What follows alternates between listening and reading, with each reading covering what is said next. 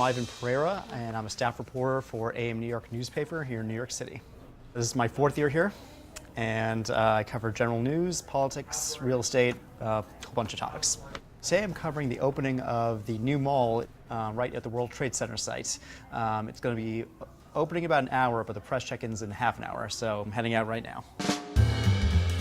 We got notice of it last week because the mall's been in construction and been opening in phases since March.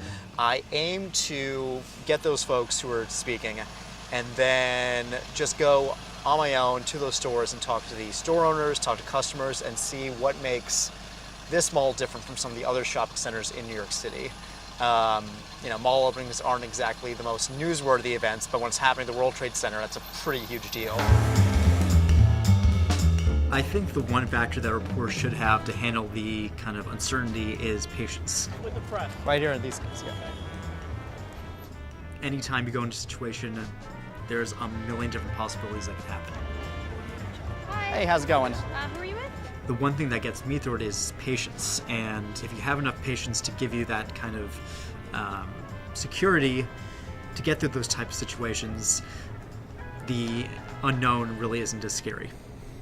For me, the key to surviving a massive press event like this is just, timing. Getting here early, getting here before the crowds get packed, taking in the scene, it all adds up. I mean, even if it's an hour beforehand, I try to make it because I can get myself accustomed to the scene and get it purged before anyone else does.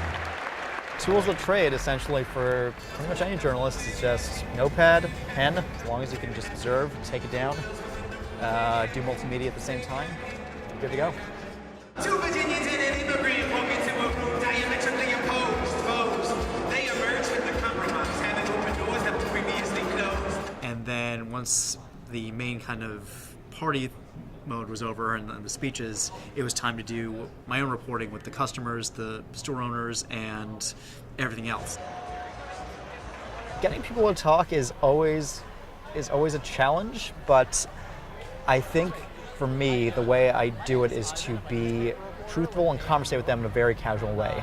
Everyone's busy in New York. Everyone has to get to the subway, the deli, wherever, and they don't have time for a 2-minute interview with a guy with a notepad. So I'm just easy with them. I'm honest. I'm here to do the story, talking to folks on the streets. Just need 2 minutes of your time. Be very, very formal. Sometimes I'll ask for my press pass and I'll show it just so they know I'm not some sort of scam artist or something. And once I just let them know that I'm here just to gain their trust, they usually open up. Going to big events is one of the ways that young green reporters cut their teeth. They usually aren't as sticklers about having a press pass. Anyone can go in, and that's how you really get to cultivate interviewing skills and just being out at events. Learn early on if you can handle New York City, because no matter what job you're in, New York is a pretty demanding city, and it can be hard on some people when it comes to the costs and just the high octane energy. Now we're heading back to the office. Going to be writing this up, talking to my editor, just giving him a brief rundown of what I'm going to be doing. Just make sure the word count hasn't changed. Send him some of the photos, and then right away, just keep writing. The way I'm framing the story is that it's, kind of like a big boom for the downtown area. So everyone who I spoke with talked about that aspect in one point. So it's just a matter of seeing which ones fit well and how they fit in the actual narrative of the story. If you're going to be a journalist, be prepared to struggle a bit.